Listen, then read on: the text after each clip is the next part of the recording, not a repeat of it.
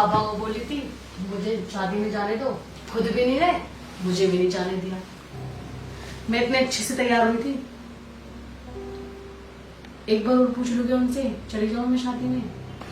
एक काम करती हूँ, सारा काम कर लेती हूँ, फिर पिताजी से पूछ के आती हूँ कि पिताजी प्लीज मुझे शादी में जाने दो, मेरा बहुत मन है शादी में जाने का। पूछ के आती हूँ अभी। पद्मा, तू तो मुझे छोड़ के चली गई। एक तू ही तो थी इस बुढ़ापे की लाठी। देख तेरा बेटा आज क्या करने जा रहा है, बिना बाप के आशीर्वाद के शादी करने जा रहा है, और वो भी अपनी मर्जी से। एक बार भी नहीं पूछा पद्मा उसने मुझे आने के लिए। और तुझे पता है शादी करने जा रहा है, ठीक है, उसे ये नहीं पता घर में छोटी बहन है। कम से कम उसको तो साथ ले जाऊं। और मान ले पद्मा, छोटी बहन बिना बुलाए बारात में जाएगी तो कैसा लगेगा, लोग क्या कहेंगे पद्मा। तू तो चली गई आराम से और मुझ बूढ़े को यहाँ छोड़ गई। तेरे अलावा कोई था ही कौन पद्मा यहाँ पे मेरा। पद्मा तेरी बहुत याद आती है मुझे। काश तू यहाँ होती तो ये घर पहले की तरह खुशहाल होता। पिताजी। हाँ बेटा बोलो। आप क्यों रो रहे हो ऐसे? क्या करूं बेटा, तुझे तो पता ही तेरा भाई बिना मेरे आशीर्वाद के शादी करने गया है, और अपनी पसंद से वो भी। तो उन्होंने आपको बुलाया तो था। ऐसा बुलाना भी क्या बेटा, हाँ, इसमें बाप की मंजूरी ना हो। बाप किसी का पूरा थोड़ी ना चाहेगा। पिताजी आप तो गए ही नहीं, मैं चली जाऊं भैया की शादी में। अरे नहीं बेटा। पिताजी मैं इतने अच्छे से तैयार हुई हूँ पिताजी। मुझे पता है बेटा, उसने तो तुझे बुलाया तक नहीं है, और बिन बुलाए वो लोग वही जाते हैं जिनके दुश्मन हो करते हैं। और तू तो उसकी बहन है ना बेटा। नहीं नहीं, तू नहीं जाएगी। और वो शादी करके घर में आते भी हैं तो उन पे कोई ग्रह प्रवेश, कोई आरती नहीं होगी, वरना मुझसे बुरा कोई नहीं होगा। ठीक है बेटा, मैं समझता हूँ तेरी फीलिंग, तेरा भाई है वो, लेकिन तू नहीं जाएगी। ठीक है पिताजी, मैं आती हूँ।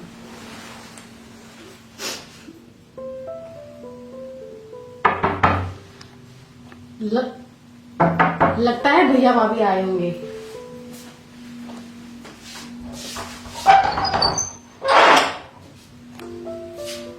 भैया भाभी आई।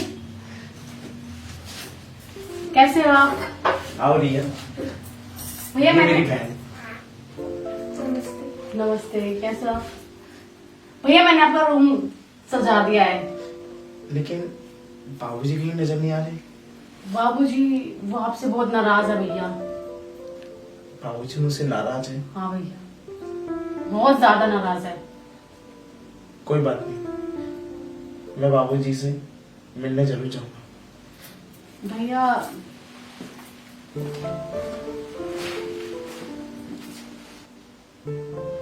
बाबूजी से क्या बात करोगे भैया, गलती तो आपने की है। आओ रिया,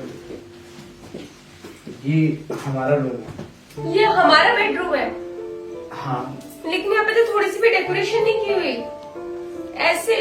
रिया, तुम तो जानती हो ना, हम दोनों ने लव मैरिज शादी की है। इससे बाबूजी बिल्कुल खुश नहीं है। शायद इसी वजह से हमारे घर में ज्यादा रौनक नहीं नजर आ रही है। लेकिन वो सब छोड़ो ना, तुम मेरी जिंदगी में आई हो ना, तो तुम खुश रहो। तुम बैठो बैठो ना, मैं बाबूजी से बात करके आता हूँ। ठीक है? कुछ भी चीज चाहिए हो तो छोटी को आवाज दे देना।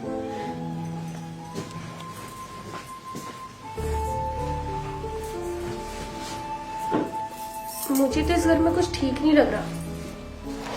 पता नहीं क्या बात करेंगे वहां जाके। अगर ये चाहते तो पहले सारी जायदाद अपनी नाम करवा के फिर मुझसे शादी कर सकते थे, लेकिन उन्होंने ऐसा नहीं किया। पता नहीं इनके दिमाग में क्या चल रहा है। बाबूजी आपको पता है भाभी बहुत ज्यादा खूबसूरत है। चुप, मैंने बोला ना उसके बारे में कोई बात नहीं होगी इस घर में। अपनी मतलब से शादी करके आया ना वो, तो जीने दे उसको जैसे जीना है।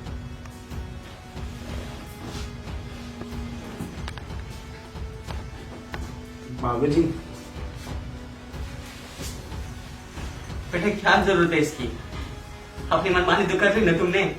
जा बेटा एक काम कर, मेरे लिए पानी गर्म कर दे। जा। ठीक है बाबूजी। बैठो बेटा बैठो।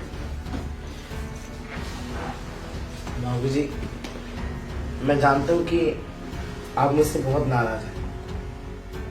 मैंने आपसे बिना बताए शादी जो कर लिया। बेटा तुमने हमारी इज्जत का बिल्कुल ख्याल नहीं किया। एक बार घर पे आके बोल तो देते, पिताजी मैं ये लड़की पसंद है। क्या मैं तुम्हारी खुशियों को नीचे दबा देता?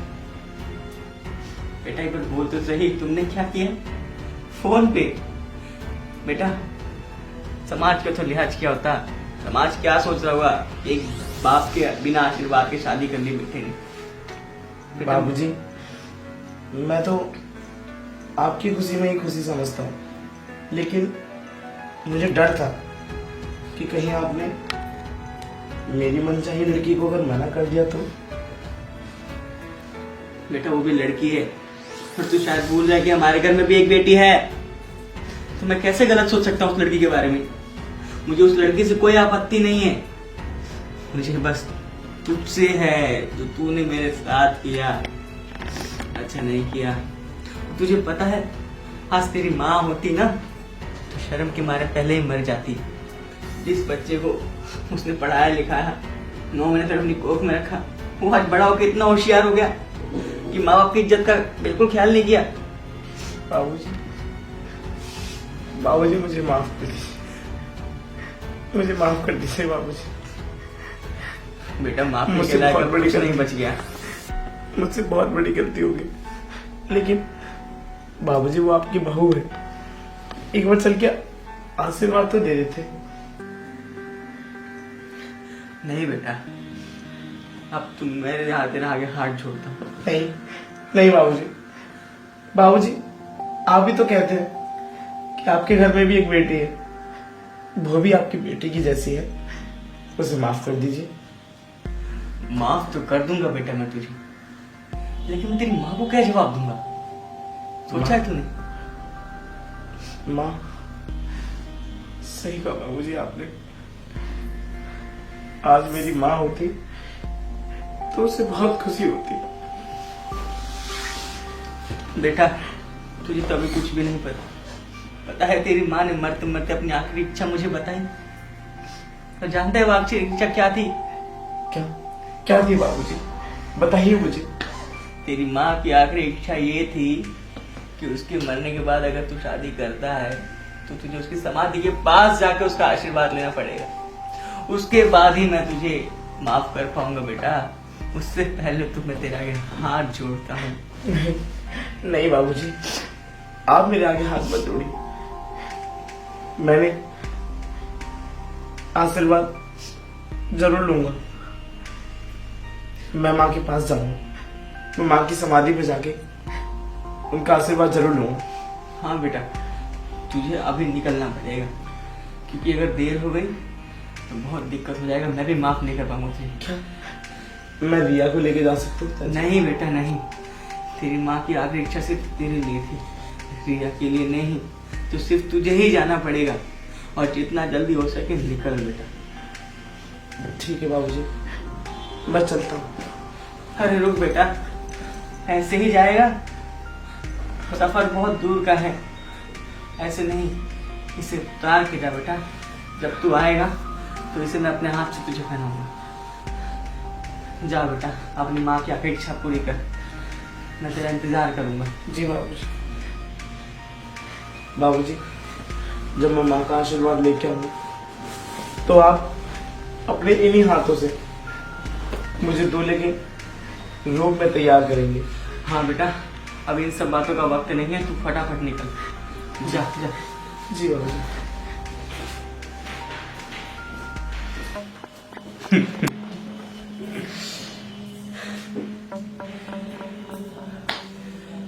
मेरा बेटा तो गया, अब जो मैं चाहता हूँ वो मैं करूँगा, वो भी इस सहरे को पहन के, दूल्हा बन के, मैं करूंगा अपनी बहू के साथ प्यार।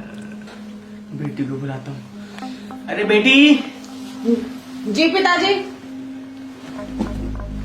बेटी। हाँ जी पिताजी। अरे बेटी बैठो। बोलिए पिताजी। बेटी, बहू अंदर बैठी है ना, हाँ हाँ। तो उसको बोलो कि अच्छे से तैयार व्यार हो जाए। अच्छा ठीक है? अच्छा दुल्हन की तरह सज जाए अच्छे से। अच्छा। इसकी सुहागरात है ना, जा जा बोल के तैयार करवाओ उसको। ठीक है ठीक है ठीक है, बिल्कुल। अब मेरा बेटा तो गया, अब मैं बनूंगा दूल्हा और जाऊंगा बहू के कमरे में। हाँ, अब मैं बनूंगा दूल्हा, अब मैं बनूंगा दूल्हा और मनाऊंगा सुहाग रात। हाँ, अब मैं मनाऊंगा सुहाग। भाभी, भाभी, अरे भैया आ रहे हैं, चुन्नी मुन्नी ठीक कर लो अपनी। आज आपकी सुहाग रात है ना। चिल पगली, कुछ भी बोलती है, जय ऐसे। तैयार हो जाओ, भैया आ रहे हैं, ठीक है?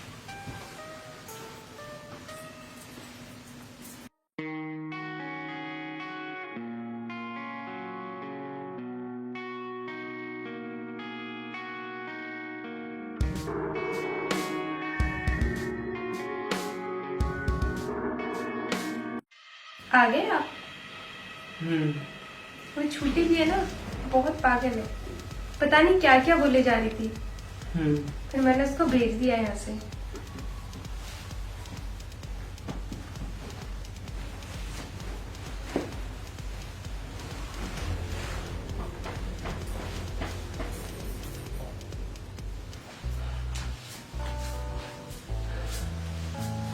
अरे वाह, बेटी ने तो सही बोला था, बहू तो बहुत सुंदर थी और बहुत मजा आ गया सुहाग मना के। तो हाँ, बहुत मजा आया सुहाग मना के। बेटी तुम, आपको शर्म नहीं आई ये सब करते हुए? वो भाभी है मेरी। आपकी काली करतूतें मैं भैया को बता के ही रहूंगी। नहीं नहीं, किसी को कुछ नहीं बताना है। किसी को कुछ नहीं, मैं अभी जा रही हूँ उन्हें बताने। ऐसे कैसे जाएगी? हाँ, मेरी करतूत के बारे में बताएगी? हाँ, पिताजी, ऐसे क्या कैसे कर रहे हो जाएगी? आप? हाँ? पिताजी, जिंदा पिताजी, बच्चे की तो ना बताएगी। हाँ, जिंदा बच्चे की तो ना बताएगी। हाँ? तुझे जिंदा नहीं छोड़ूंगा मैं। जिंदा रहेगी तू।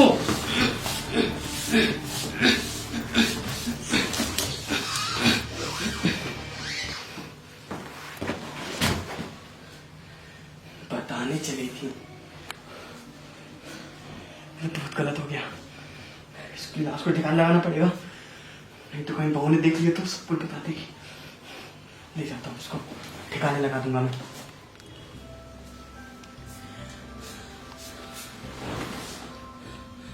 बेटे की लाश को तो बाहर रूम में छोड़ दिया है, लेकिन अब बहू का, बहू भी जान जाएगी। एक काम करता हूँ, जैसे बेटी को मारा वैसे बहू को भी मार देता हूँ। बेटा आएगा तो बोल दूंगा कि बहू अपने बॉयफ्रेंड के साथ भाग रही थी। ये बात छोटी ने देख ली और देखते देखते उसको मार दिया और बहू भाग गई अपने बॉयफ्रेंड के साथ। हाँ, ये ठीक रहेगा, ये ठीक रहेगा।